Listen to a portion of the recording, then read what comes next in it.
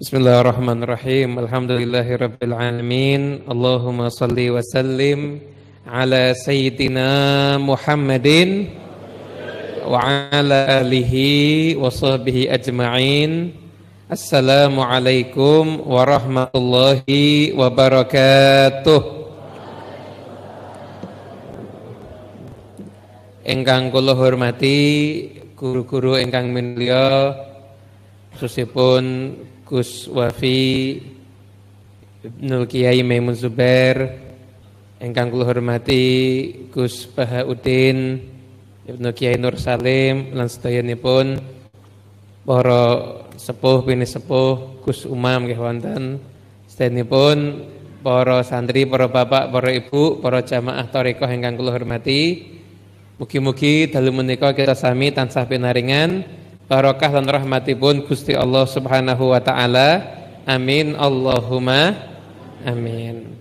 Alhamdulillah, malam hari ini kula nggih remen sangat bahagia bisa jumpa dengan Gus Wafi. Kula niku gadah pengajian wonten teng Andong. Nah, kebetulan kula teng mriku ngaji kitab kecil Gus, Risalatul Jamiah. Itu karya Habib Ahmad bin Zainal Habsyi, cuma tauhid, dasar, fikih, kemudian tasawuf. Nah, di malam minggu yang berikutnya niku kalau tidak salah rutinannya Gus Wafi. Rutinannya Gus Wafi. Nah, sebagian temanku di sana yang thariqah, jadi senangnya itu senang zikiran, senangnya itu ikut thariqah, nanya sama saya, Habib, kalau saya ikut ngajinya Gus Wafi menurut jenengan pripun? Saya jawab cocok, saya sangat. Kenapa? Karena nyun ngapunten, kalau yang bicara masalah ilmu thariqah itu orang yang tidak pernah kenal syariat jadinya ngawur. Tapi kalau sudah ada orang yang kenal ilmu syariat, berguru dengan sanad yang jelas, bicara masalah thariqah, niku berarti sudah berada pada jalur rel yang benar. Itu saya bilang, kalau bisa jenengan ikut ngaji. Kalau belum mau ikut, misalkan ada bed dan sebagainya, belum mau ikut dulu, monggo. Tapi yang jelas jenengan mulai ikut ngaji. Siapa tahu setelah ngaji akhirnya ikut yang selanjutnya. Alhamdulillah kula nggih remen sanget saged panggil kalih Gus Baha. Terus terang niki saya ini dipeseni sama banyak Habib dari Pasar Kliwon. Kalau mau ketemu Gus Baha minta diajak.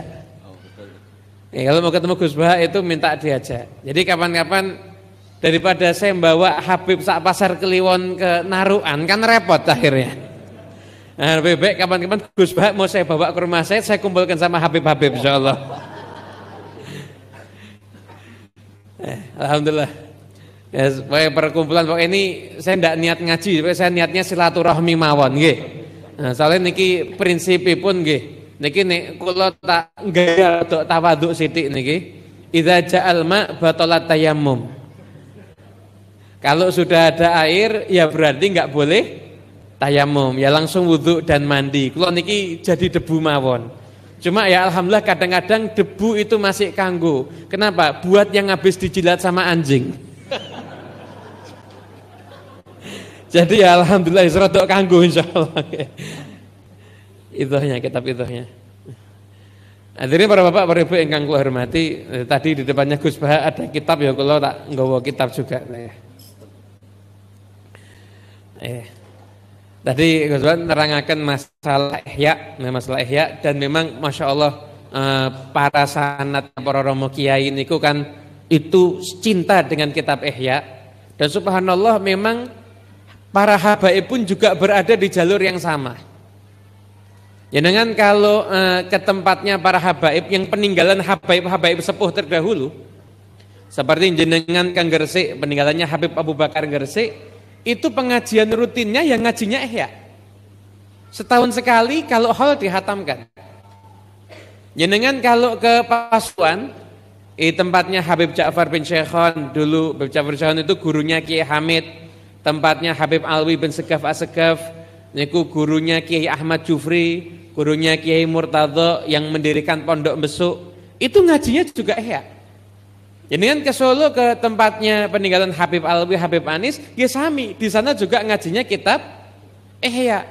Dan memang para ulama itu menyatakan ciri-ciri ulama dunia, ulama su itu tidak senang sama kitab Ihya.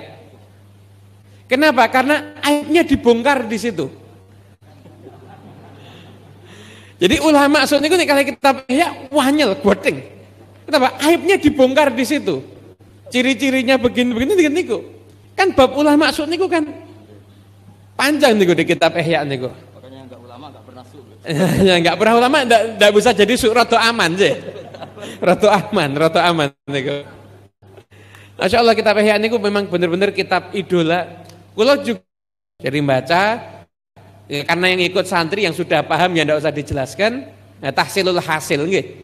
Yang belum paham baru dijelaskan. Nah, di antara kitab Ihya niku Imam Ghazali niku memang konsepnya niku luar biasa. Dan subhanallah para habib niku dari dulu pegangan cepengan kali kitab Ihya niku luar biasa. Niku wonten habib naminipun Habib Abdullah bin Umar bin Yahya. Pendapatnya sering dikutip teng kitab Bughyah niku. Itu pernah beliau keponakan dan murid saking Habib Abdul bin Husain bin Thahir ingkang nyerat kitab Sulamut Taufik. Nah, itu kakak beradik Habib Abdul bin Husain bin Thahir itu ulama besar, kakaknya Habib Thahir bin Husain bin Thahir juga ulama besar. Ini beliau Habib Abdullah bin Umar bin Yahya ketika ditanya, "Gimana keadaan pamanmu?" Niku jawabipun, "Takhalla 'anil muhlikat wa tahalla fil munjiyat wa wasfuhu al-ihya wa ziyadah." Kalau ditanya sifatnya jeneng Rub'ul Muhlikat yang di kitab Ihya, takhalla, enggak ada. Rub'ul Munjiyat, tahala, ada di situ semuanya. Dan sifatnya Ihya bahkan lebih daripada itu. Quran itu memang ibadahnya luar biasa, nulis kitabnya ilmunya juga luar biasa. Jadi intinya pun kalau saya mau membahasakan, sebenarnya para habaib dan kiai niku masyrabun wahid walau kan ala mahim syatta. Jadi masyrabnya itu sama, namun dalam beberapa qadhiyah long antar habaib aja kadang pemahaman ada yang berbeda, begitu juga antar habaib dan kiai semuanya juga kadang ada pemahaman yang berbeda. Namun masyrabnya, tempat minumnya itu berasal dari tempat minum yang sama, sanad-sanadnya pun juga sama.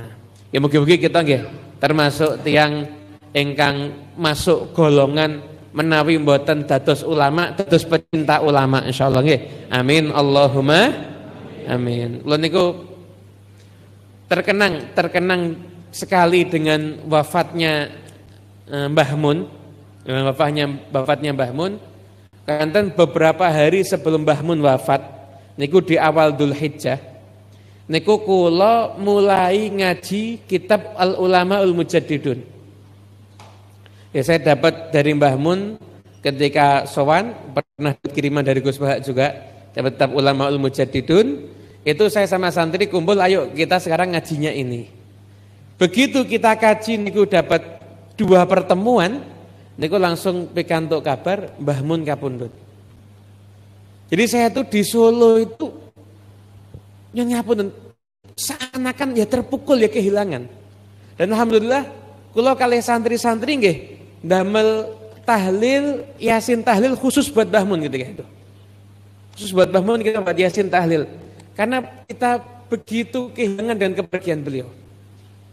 Ulama yang memang benar-benar sudah yang kalau kita lihat sifat ulama al-akhirah nggih teng mriku sedaya. Sifat ulama al-akhirat ada pada beliau semuanya. Mbah Mun itu kalau mau cari pangkat, cari kekayaan, nyun ngapunten ndak tinggal di sarang. Sarang itu bandara ndak ada. Loh, nggih napa nggih? Stasiun wonten. Mboten wonten. Saya ndak pernah jurusan Di Solo ya. Stasiun di Solo. Ya Mbah Mun tuh kalau mau cari dunia tinggalnya ndak di sarang. Nah, kalau mau cari dunia tinggal di Jakarta kira-kira yang mau ngasih tanah hektar-hektaran banyak napa mboten? Kathah napa mboten? Kathah, tapi ya memang nggak cari dunia. Nggak cari dunia. Tinggal tempatnya sarang-sarangnya pucuk wis perbatasan sama Tuban. Saya pernah niat mau sowan Mbah Mun itu ke Belasu. Saya cari jalan, keranten supirku wekdal niku ya rada enggak ya. Mau ke tempatnya Mbah Mun lewatnya Randu Blatung Blora. Niku dalane Masya Allah mujahad tenan niku. Tirakat tenan. Subhanallah sudah sampai kota, sudah sampai Rembang. Kalau waktu itu mau ngaji di Juwana Pati. Sudah sampai Rembang, alhamdulillah sudah sampai. Nanya-nanya tempatnya Mbah Mun di mana? Diketawai sama orang. Jenengan ke sana terus ke sana nggih. Sampai berapa lama? Kinten-kinten 1,5 jam. Loh, masih 1,5 jam ternyata. Niku pun dugi Rembang niku kula perjalanan dari Solo sudah 8 jam gara-gara kebelasuk niku wau. Akhirnya keranten kula siapa itu? Ya pokoknya niku, pokoknya itu. Wahyudi. Bawali itu terus anu Beb, kalau sudah maghrib sudah ndak terima tamu. Padahal saya sampai di Rembang itu salat itu setelah 8 jam itu jam 5. Akhirnya mboten saged sowan bisa ketemu, alhamdulillah pernah ketemu di majelisnya Habib Syekh, tapi ndak kanggo resmi. Niki wonten santri kula jenengan datang ke rumah kan ketemu jenengan. Cuma ini saya ajak lagi pengen ketemu. Kenapa? Lain ketemu dulu ndak sah. Kenapa? Belum viral. Jadi belum sempat foto katanya gitu. Nah, saya waktu itu ketemu sama Mbah Mun empatnya Habib Syekh, cuma ndak sah karena baru musafahah.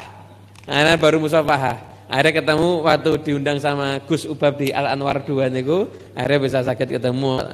Alhamdulillah. Hadirin para bapak ingkang kula hormati, iki nggih kula lajeng ngaji mawon.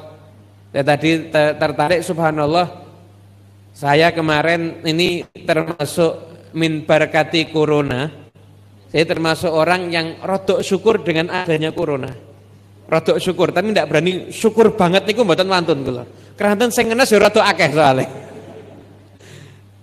Wonten niku video ada orang bengak-bengok nang pinggir jalan corona, minggato. Karena sudah saking stresnya mungkin. Karena dengan wasilah adanya corona saya bisa duduk sama santri-santri yang khusus, karena kalau umum rame kan tidak boleh. Waktu itu kan Solo termasuk zona merah, malah katanya sekarang zona hitam. Wallahu a'lam, sebelum mboten ngertos bab niku. Kersane sing zona-zona niku wis zona merah, kadang zona hitam. Tak bilang bariki wonten zona pelangi.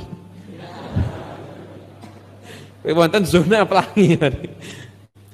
Niku jadi alhamdulillah bisa menghatamkan banyak kitab. Di antara kitab yang kita hatamkan itu kitab judulnya Idhahu Asrar Ulumil Muqarrabin.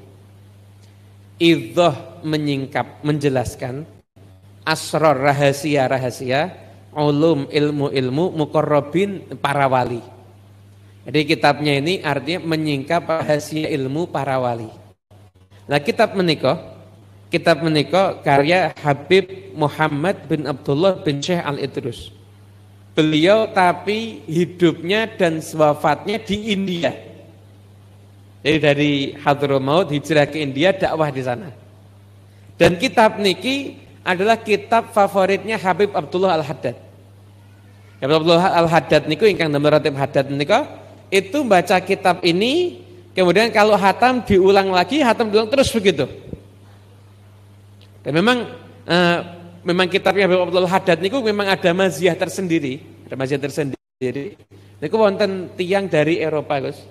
Niku sempat ngaji di Tarim, kemudian nerjemahkan kitabnya Habib Abdullah Haddad. Dia beli, kalau nggak salah di salah satu negara di benua Amerika, nggak salah. Kalau mboten wonten nyebut merek keranten takut UU ITE niki lak saiki bahaya. Itu dari salah satu negara Eropa atau negara Amerika niku berdakwah, jatahnya ngaji itu sama orang-orang penjara. Jatahnya ngaji itu sama orang penjara. Akhirnya dia bingung, dibagi kitabnya Habib Abdullah Haddad yang sudah ditranslate, diterjemahkan ke bahasa itu. Alhamdulillah dari sekian banyak yang di penjara itu banyak yang masuk Islam. Keranten mas kita pun Habib Abdullah Al-Haddad. Ada juga yang itu nyebarkan nuskhahnya Habib Abdullah Haddad, itu 4.000 cetakan itu dibagi-bagikan di Eropa. Nggak salah kitab Sabilul Iddikar, itu dibagi-bagikan, yaitu kan perjalanan umur manusia.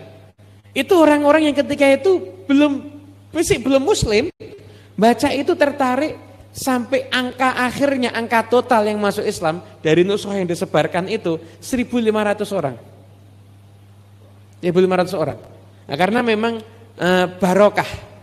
Terus ilmu ada, barokah juga luar biasa, nggih. Al ilmu katsir wal barokah qalil walladzi yajma'u bainahuma aqal. Itu kalau ulama dulu. Nek saat niki al ilmu qalil wal barokah aqal saat niki. Walladzi yajma'u bainahuma aqallul aqal. A'azzu minal kibritil ahmar. Nah, teng kitab niki, di kitab ini banyak hal unik yang saya dapatkan. Di antaranya beliau menjelaskan, di antaranya ngeten. Bahwasanya orang itu, ada orang ibadah itu bisa menjadikan hatinya semakin baik. Ada orang semakin enggak perlu ibadah, justru malah hatinya semakin buruk. Yon ngapunten. Wonten tiyang niku semakin kelihatan dia itu beragama, itu kadang-kadang semakin kelihatan, mohon maaf, kelakuannya kan kurang baik, nggih. Kadang-kadang kan seperti itu. Kadang-kadang seperti itu, tidak semuanya nggih. Kadang-kadang seperti itu. Jadi sudah dijelaskan sama beliau, tiyang niku kalau masih kondisi hatinya itu masih hati yang buruk, itu ibadahnya yang paling utama bukan memperbanyak sholat sunnah, bukan memperbanyak dia ngaji, bukan. Ibadah yang paling utama itu ibadah yang bisa menghancurkan hatinya. Kumpul sama tiang melarat. Bapak saat niki paling gampang dipraktek, soalnya mesti koncone melarat kabeh soalnya. Atau melakukan sesuatu yang dia itu gengsi, tapi itu dilakukan. Jadi dia datang ke pasar mungkin, pokoknya hidup sebagaimana biasanya orang. Kaman asyaki orang-orang biasa, jadi tidak mengeksklusifkan diri dengan ahli ibadahnya itu justru yang bisa menjadikan hatinya itu semakin bagus. Hatinya itu semakin bagus. Itu diterangkan sama beliau. Nah, di kesempatan kali ini, ini waos kula terjemah nggih. Ketahuan, pun lah pakai saya cuplik mawon nggih. Cuplik mawon. Sekalian sahur nggih, poso Senin. Teman sampai jam 3 nggih, mungkin dilajengaken Gus Wafi mungkin. Jadi Bapak ingkang hormati, di sini di kitab ini beliau menjelaskan fa'alaika ya ayyuhal akh bi tariqil mukhlisin as-shadiqin. Jenengan ayo ikut jalannya orang-orang yang ikhlas, orang-orang yang shadiq, yang beneran. Kemudian sampai pada bagian fala tu'awilanna ala ukuli ba'dil awam mimman dha'ufa ilmuhu wa amaluhu wa ghalaba alaihi hawahu min ta'zimihim wastihsanihim lituruki ba'dihim mimman yantami ila zuhdi wa ya'ti bi umurin munkaratin mustaghribatin laysat min turuki ahlil khair wala yartadhiha ahlul ilm wala laha hasilun fiddin. Jadi kamu itu kalau sudah mau menempuh suluk jalannya orang-orang soleh, kamu ngaji beneran, kamu jangan ngikuti lagi seleranya orang-orang awam. Orang-orang awam itu akan lebih berselera ketika menyaksikan ada yang aneh. Menyaksikan ada yang aneh. Jadi kalau jenengan itu lempeng yang ngikuti, kayak tadi ngaji dengan kitab dan sebagainya, itu yang tertarik enggak banyak. Yang tertarik enggak banyak. Tapi kalau misalkan nyun ngapunten, dakwah yang model aneh-aneh, itu yang tertarik banyak. Itu yang model jelimet-jelimet lah saat ini lah. Wadah lah, baik dari sisi kutub utara maupun sisi kutub selatan itu lagi macam-macam saat ini. Baik dari sisi yang ada, kan sekarang ini kan ada yang kenceng kekencengan, ada yang kelonggaran, ada yang kenceng kabeh haram. Nyukur jenggot haram, celana rotok miduk sithik haram. Ada lagi yang kelonggaran kabeh halal. Kabeh halal niki rada top niki. Dulu niku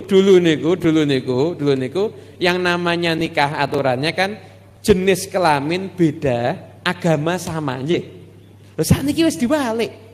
Jenis kelamin boleh sama, agama bisa beda. Nah niki termasuk longgar sing kelonggaran niku wau niku. Nah, jadi yang model kayak gitu-gitu tuh yang dianggap menarik. Nah, saya tuh baru kemarin, saya tuh memang di pasar di tempat kita tinggal, saya tuh kalau ngaji itu mesti saya ngambil bab fikih. Karena kebetulan banyak yang sudah tidak mau ngaji fikih ustadznya. Nah, ngaji fikih ini paling berat. Berhadapan dengan tradisi salah masyarakat. Ini paling berat. Di mana-mana nyun ngapunten, panitia masjid itu kalau terima hewan kurban, kulit dijual apa enggak? Lah kalau cara yang jual mesti ngikuti aturan, serahkan fakir miskin, ditamlik, nanti fakir miskin jual, kan enggak ada masalah. Ini enggak mau. Wis nek nganggo ngono-ngono ku ya ribet. Jadi ahli fikih yang harus menerangkan. Dan kalau ahli fikih itu sudah memberikan hukum ya enggak bisa ditawar. Lho kitabnya ngono kuwi. Perkara yang sudah mujma' alaih, kalau yang ada khilaf ya kita sampaikan. Habib satu kambing niat kurban sama akikah, boleh apa enggak? Imam Romli boleh, enggak apa-apa. Wis saiki sing enteng-enteng wae. Yang kenceng-kenceng lah, sing enteng wis kadang ora kuat apa sing kenceng soalnya. Enteng mawon niku mboten kuat napa mulai sing kenceng. Tetapi yang sudah perkara-perkara yang sudah disepakati ya kadang-kadang enggak bisa kita tawar. Bisa kita tawar. Malah wonten nyun ngapun pertanyaan, wonten tiyang niku punya kebiasaan itu kalau ke masjid itu ngecas HP niku nunggu di masjid. Ngirit listrik omahe soalnya. Jadi ben omah niku tetap stabil makmur, masjidnya sing rotok bangkrut. Mandi saja ke masjid. Madu sewe ning masjid. Itu masjid yang di Andong, jangan sebut merek deh. Masjid yang di sana itu. Mas kadung ya. Masjid yang teng mriku niku itu nyun ngapunten kadang-kadang mandi di masjid, mimi gabah ya teng masjid. Mimi gabah niku ya teng masjid. Nah ketika saya bilang tidak boleh, fasilitas masjid itu bukan punyanya takmir, bukan punyanya bendahara, bukan punya tonggone masjid. Di masjid niku barang wakaf, digunakan untuk kemaslahatan kemakmuran umat wakaf. Jadi yang urusan pribadi ya ndak entuk. Mosok mimi gabah ning masjid ki ya ndak pantes to ya. Masjid dipakai buat mimi gabah. Miku malah nesu. Ah nek ngono ra entuk sesuk masjid tak tutup ora nek sing sosok ning masjid. Nah, malah mumet. Jadi memang resikonya ngajar fikih nggih ngoten niku. Jadi kita yang sudah berada di jalur ilmu, pokoknya kita jangan kita terpancing untuk mau fokus kita ngikuti selera masyarakat atau tradisi yang salah. Tapi tugas kita adalah latu ala ma bu'itsa bihir rasul. Kita itu menunjukkan kepada tujuan diutusnya para rasul. Napa nggih ngenal Gusti Allah, ngelampai aturane Gusti Allah pun niku mawon tugas kita. Dan itu kita dapati melalui sanad sampai nyambung ke para ulama. Kadang-kadang Masya Allah zaman sekarang ini ya macam-macam. Ini ada cerita anekdot nih. Ini cerita anekdot. Tidak tahu ini kejadian benar apa enggak. Itu dulu ada satu ustadz, tidak berani nyebut kiai apa gus, tidak berani ustadz mawon. Ustadz niku lebih umum, semua aliran kan masuk, nggih. Nek kiai atau gus ini mung sak aliran dok, nggih. Nek ustadz niku semua aliran masuk biasanya. Semua ormas masuk nek ustadz niku. Apa syekh niku semua ustadz masuk. Wonten syekh ngoten niku gadah pondok pesantren. Nah, santri diundang mungkin tahlilan tempatnya tetangga sebelah. Santri kebetulan punya ayam, diambil ayamnya disembelih. Ayam diambil disembelih, dimakan sama syekhnya tadi itu. Santri bingung, golek iki pite ilang siji. Nah, ketika santri bertanya-tanya terjadi kasak kusuk, ustadz ngomong, syekh niku ngomong, kowe ojo protes. Lillahi ma fis samawati wal ard. sedaya sing teng bumi teng langit niku kagungane pangeran. Ndak boleh protes. Oh nggih. Ilmu masuk, transfer ilmu niku. Nah, kemudian ustadznya seminggu kemudian undangan pengajian murah atuh ke Sumatera 3 hari. Santri kebetulan jatah makan rodok berkurang, ditinggali beras rodok sithik. Lah, kebetulan ustadznya sing dibaro niku wedhus. Ya akhirnya wedhus dijiko dibeleh mayoran. Sing dipilih sing wedhus sing paling gede dhewe. Selesai ustadznya datang hari kesekian, loh wedhusnya kok ilang siji sing gede dhewe. Kumpulkan santri semuanya. Sapa sing nyolong wedhusku? Jawabannya simpel, ngapunten Syekh, ngapunten Ustaz, lillahi ma fis samawati wal ard.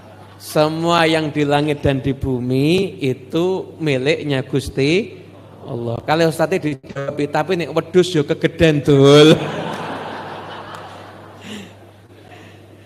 Intine pun niku nek saya ditanya, Habib itu termasuk aliran apa? Niku bukan termasuk aliran sesat, niku aliran sesaat niku.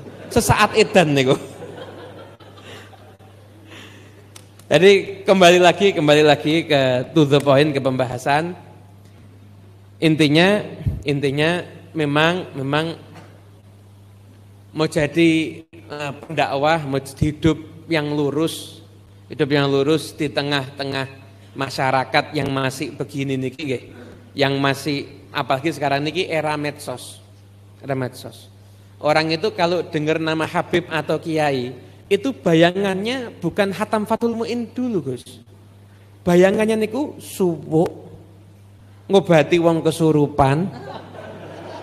Jenengan mesti kan pernah disowani dengan ngobati wong kesurupan, mesti pernah niku. Bener pernah itu kok dengar image Habib Kiai niku satu suwuk, ngobati kesurupan, kemudian ngasih ijazah nggo utang habaib dan kiai sekarang niku ngoten niku. Lah ini yang harus kita luruskan, Saya itu saya niat terus pun kula niku setelah bar corona pokoknya saya di mana-mana ngaji, pokoknya saya kalau ndak membawa kitab saya membawa kertas. Persane wong ngrungokke apa sak karepmu, pokoknya saya mau menyampaikan ilmu. Kenapa? Karena kalau kita ndak membiasakan tradisi baca kitab begini, dan ngapunten kalau sekedar mubalek kabeh iso. Dari mubalek semuanya bisa, tapi kalau wani maca kitab lagi sing rada angel. Ya bukan untuk sombong, tapi untuk menghidupkan tradisi keilmuan. Jadi nanti kita ingin mungkin setelah kita ndak ada, maka kenangan orang terhadap kita adalah ya ulama itu ya yang ngaji kitab. Karena memang tadi itu benar yang dari Gus Pak, kita ini kalau ngadepi wong kampus ya rada angel. Yang namanya dunia keilmuan itu di pesantren dianggap hebat kita itu kalau bisa nukil pendapatnya ulama lain. Pendapatnya ulama itu yang dianggap hebat. Tapi kalau di kampus itu gitu ndak hebat, plagiat. Yang hebat itu yang menurut saya. Padahal nggak ada yang mau nurut sama dia, kan repot ini. Nggak ada yang mau nurut sama dia, kan repot ini akhirnya. Lah, Anda bayangkan kalau semua barang urusan agama niki pakai menurut saya, repot apa enggak? Cara wudu iso beda-beda loh akhirnya. Nek cara kula sing ngentut mburi ya sing diusap mburi ya aja rai. Lho niku kan menurut saya niku akhirnya. Tapi kan akhirnya karena kita ini kan dikawal dengan ilmu, dikawal oleh para ulama, akhirnya kita berjalan ngikuti sanadnya para ulama. Beruntunglah jenengan yang menjadi murid dari guru kita Kiai Maimun Zubair. Kenapa? Karena beliau secara sanad keilmuan dengan guru-gurunya niku jelas. Bahkan bukan cuma sanad yang beliau dapatkan, ittiba, beliau pun juga peneladanan yang luar biasa kepada para pendahulunya yang soleh. Semoga Allah munculkan penerus-penerus Kiai Maimun Zubair dari putra-putranya, dari murid-muridnya, dari pecinta-pecintanya, dan penerus semua para ulama yang lainnya. Saking kula cukup semanten, mboten sah jangan panjang. Kalau bahasanya Gus Koyo makruh mughaladzah nih. Kalau ceramah kedawan niku makruh mughaladzah. Bismillahirrahmanirrahim. Alhamdulillahirabbil alamin. Allahumma shalli wa sallim ala sayidina Muhammadin wasilatinal uzma ilaik fi istijabati ma da'una wa tahqiqi ma rajauna wa ghufra ma janaina. Allahumma ij'al jam'ana hadza jam'an marhuma wa tafarruqan min ba'di hadza tafarruqan ma'suma wa la taj'al minna wa la ma'ana wa la fina syaqiyan wa la mahruma. Allahumma inna nas'aluka al-'afiyah wa dawamal 'afiyah wa tamamal 'afiyah wa syukra 'alal 'afiyah. Allahumma iftah 'alaina wa 'ala auladina wa 'ala talabatina la talabat ma'had nurul anwar futuhal 'arifin yafaqihna wa iyyahum fid din wa 'allimna wa iyyahum ta'wil wahdina wa iyyahum ila sawa'is sabil. Allahumma aghnina bil ilmi wa zayyina bil hilmi wa akrimna bit taqwa wa jamilna bil afiyah. Allahumma nazzih qulubana 'anit ta'alluqi biman dunak waj'alna min qaumin tuhibbuhum wa yuhibbunak. Allahumma aslih niyyah wa dzurriyyah waj'alil hajat kullaha maqdiyah diniyah wa dunyawiyah wa ukhrawiyah bijahi khairil bariyah. Wa sallallahu ala sayyidina Muhammadin sallallahu alaihi wasallam. Alhamdulillahirabbil alamin. Bismillahil Fatihah.